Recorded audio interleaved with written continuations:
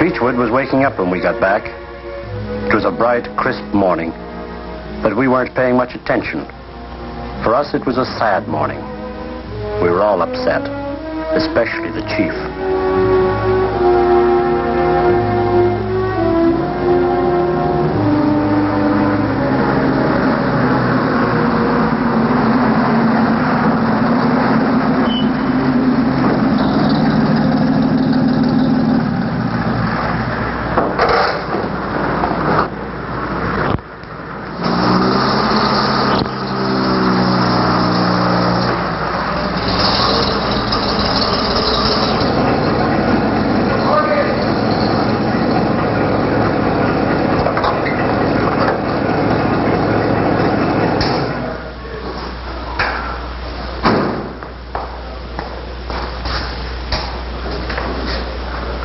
Two of the boys are off work today.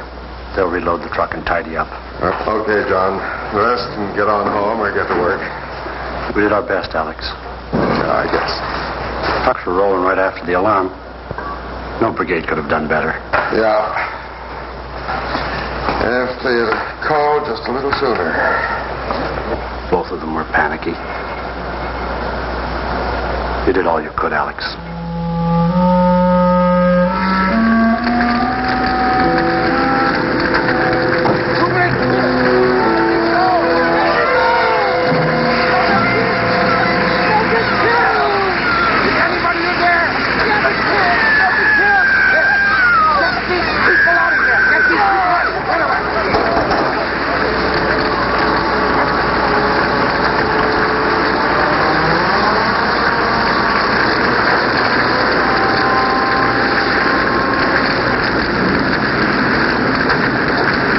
Kids in there. Get a hose through that window.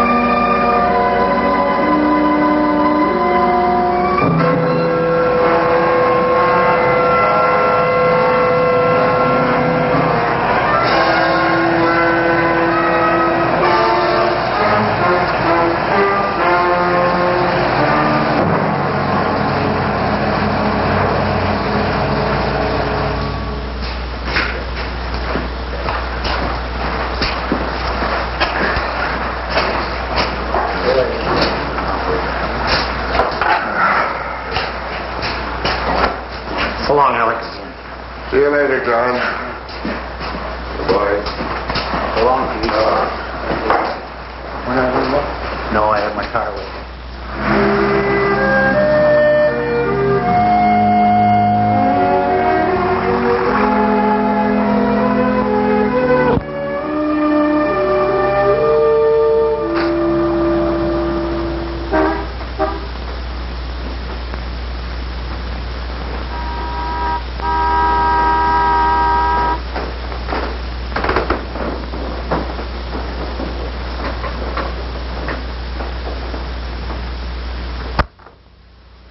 203, please. Oh, hello, dear. Just got back. No, I'm at the office. Oh, you heard, eh? Yes, 2 oldest Millicent kids.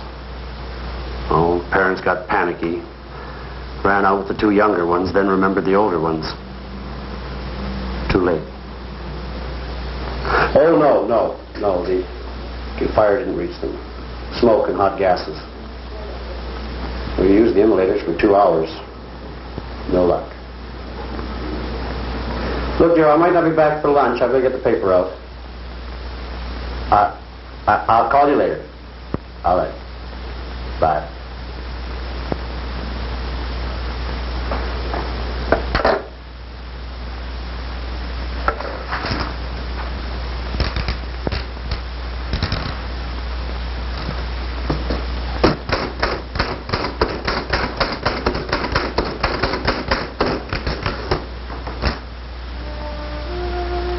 Why did this thing happen? That's the point. It's 20 years since Beechwood had a fire fatality. Those were kids, too. 20 years ago, we had an excuse. Our excuse then was Mayor Tilley. I can't present this to council. $47,000. New fire trucks, ladders, and gadgets. And this stuff about new building bylaws. We've got to have new fire equipment. Every item in that resolution is absolutely essential. Boys, I know we need some of these things, but you've gotta go slow. This is a small town, not a big city. A 500-gallon pumper? We can't afford that sort of extravagance. How much does fire cost, Mr. Mayor? Isn't that extravagant? Risking lives and property? No, it's all very well for somebody who isn't responsible to the people, but I have the taxpayer to protect. Take it to council if you will, but I'll fight it all the way. And we'll fight Mayor Tilley believed in economy at all costs, and he had majority support in the council, so drives for decent fire protection were stalled. For a time.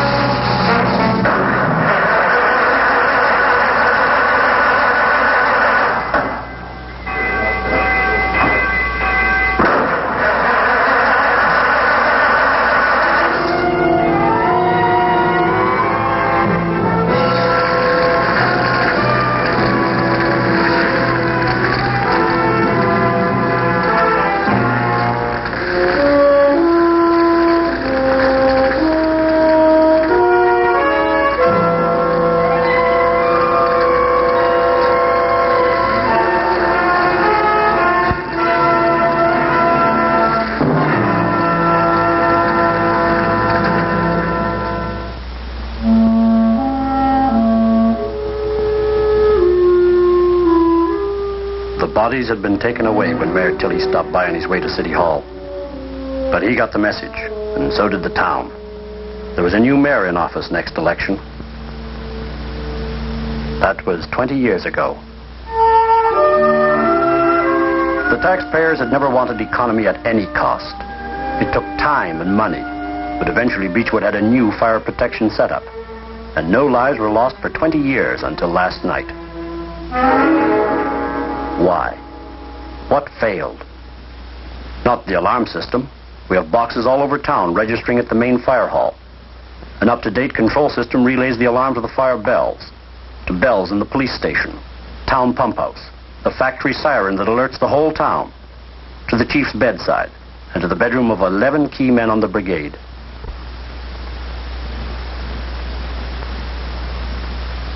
We have 2 new pumpers now, and they're both equipped with 2-way radio. In case of a second alarm, the chief can keep in touch with the other pumper, personally directing both crews. The equipment didn't fail us. We have a range of chemical and foam equipment suited to every type of fire. The best of nozzles and fittings, portable extinguishers.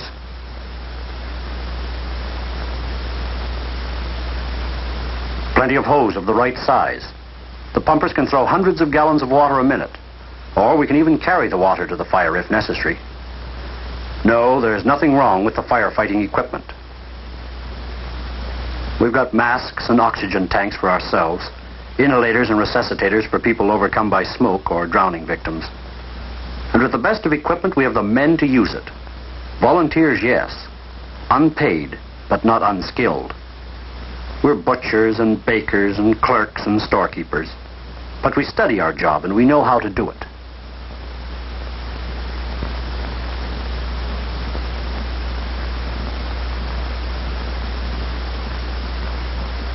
One reason we do all this is because we have a chief who's a dedicated, hard-working professional. Full-time, on salary. He never stops studying his job and teaching it to the brigade.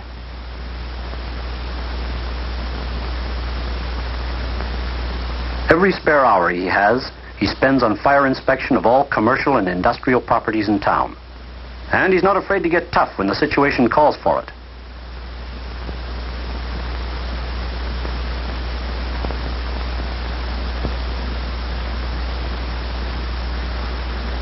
How do we stand on building inspection? Our building inspector enforces a new set of building bylaws just passed by council. They're modeled after the National Code. The National Building Code is based on scientific principles, and it's a standard of fire resistance. Resistance is the right word. We've learned that there's no such thing as a fireproof building, but a fire-resistive building is a big gain. Electrical regulations, all new construction is rigidly inspected.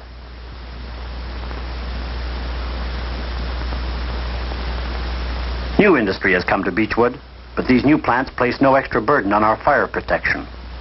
Most of them have sprinkler and fire hose installations. Between passageways and floor levels, fire doors help to contain any outbreak to one area. But we seldom get a call to these new places.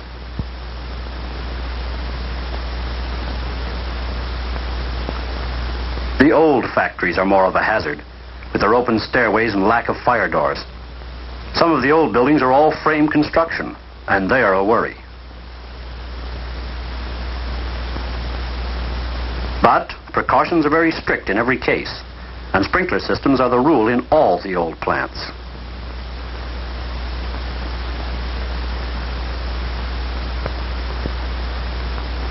In Beechwood schools, there's a first-class program of fire safety instruction. Besides regular fire drills, there are lectures on fire hazards and fire precautions. Our school kids work to a routine, and they can apply the same routine to other situations. Fire in a theater, for instance. Full marks for fire drill. We've finally licked our water supply problem. Now the smallest main in town is 6 inches, and our new pumping system keeps those mains filled with water at the proper pressure. Hydrants went in as we laid the new mains. Too many hydrants for some people. There isn't a home without access to at least 2 hydrants. It's a matter of town pride. And yet, in spite of all this fine fire protection, Barney Millison lost 2 of his children last night. Why did it happen? Because we were late. Not by minutes, but by weeks, months.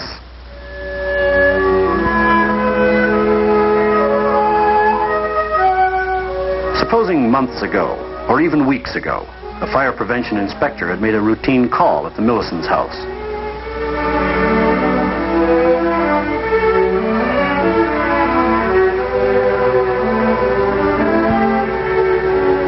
Supposing he'd called to make his regular check on fire hazards.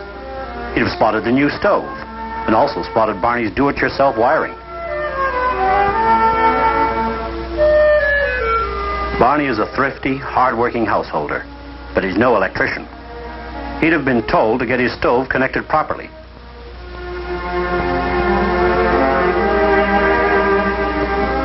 The inspector would have spotted the grating Barney installed in the ceiling.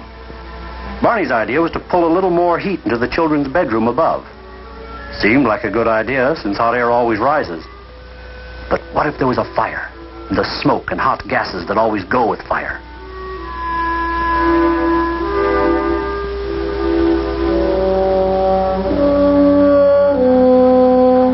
The Millicents weren't fools. Knowing the potential dangers, they would have removed them, like any sensible people.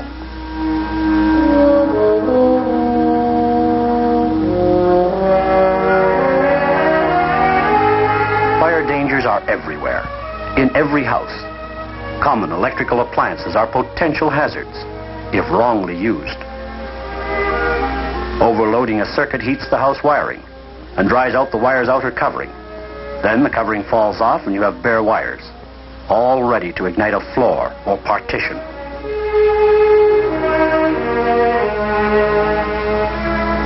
Many old homes have wiring designed to carry only very light loads. It's a nuisance when a fuse blows, but tragedy can result if the recommended 15 amp size is replaced with an oversized 30 amp fuse. Basements, cluttered and full of litter, are just as dangerous as the old-time woodshed. Furnace pipes, never checked, never replaced when they're worn out, they can be lethal.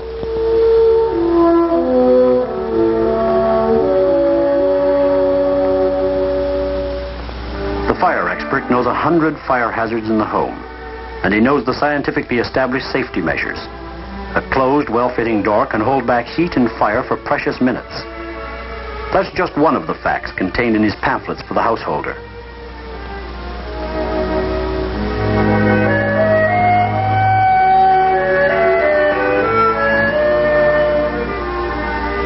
If that fire prevention inspector had made his call on the Millicents, Barney would have had a sort of extra fire insurance. Knowledge.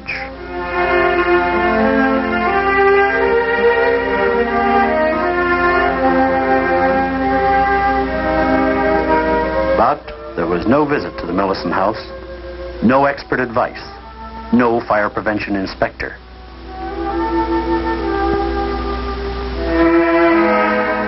There was a fire.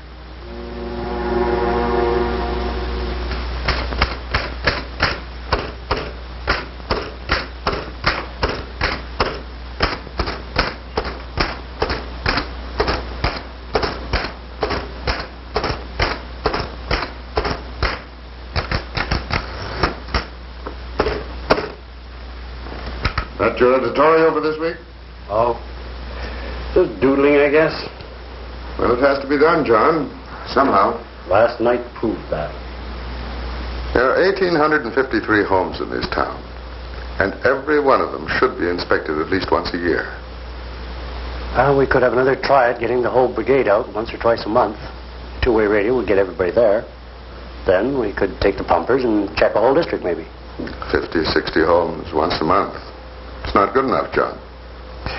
No, the time has come to have full-time fire prevention inspectors. Full-time firemen? It's a pretty big item for a town our size. Oh, well, I've checked with the government fire marshals. We could swing it with only 4 men. They'd rotate as duty men at the fire hall, as well as inspectors. And we'd have 1 man doing inspections 6 days a week. That way, we'd cover all the homes in this town in about 8 months. With me doing the commercial and industrial inspection, we could protect every home and building in Beechwood. 4 men. That runs to better than $16,000 a year. Think council would go for it? Question is, will the taxpayer go for it? Well, this town has done pretty well by us. Good equipment. New water mains. This town's done well by itself.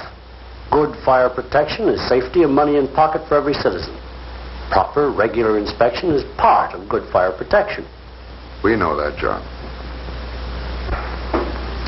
But Beechwood doesn't. Well, Beechwood will.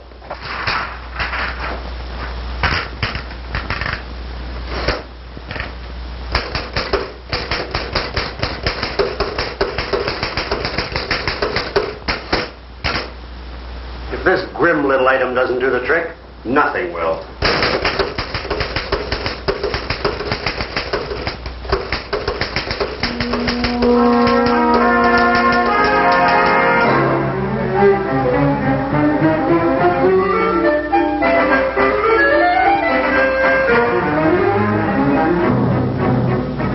gave the town the facts. We analyzed the Millicent fire. We didn't pull punches, but we didn't state anything but fact.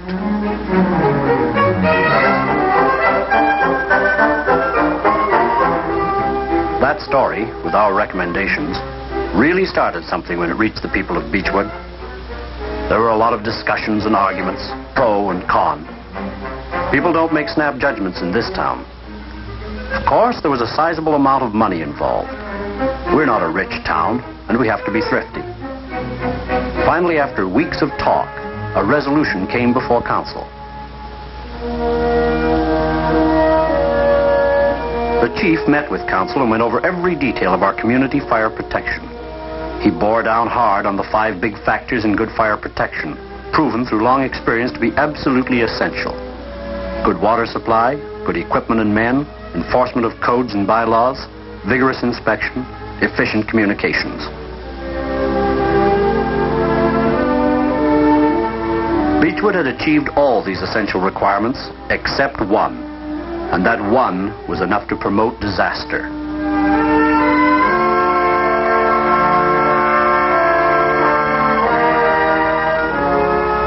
The facts were clear and undeniable. We needed full-time firemen if we were going to have adequate fire protection.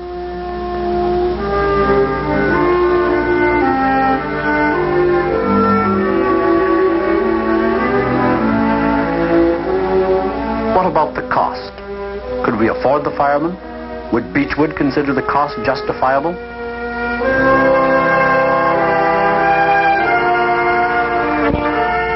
The answer was yes, with 6 aldermen and the mayor speaking for the citizens at large.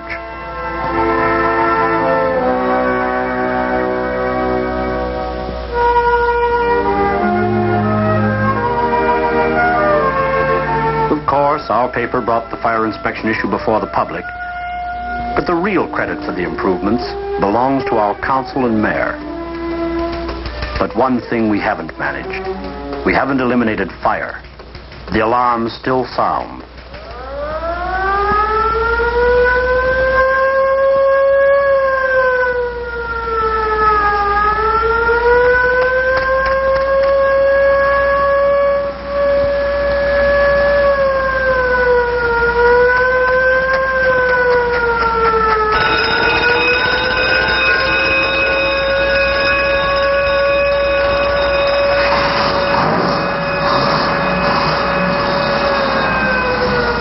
That siren still clutches at the heart, but a lot of the old fear is gone.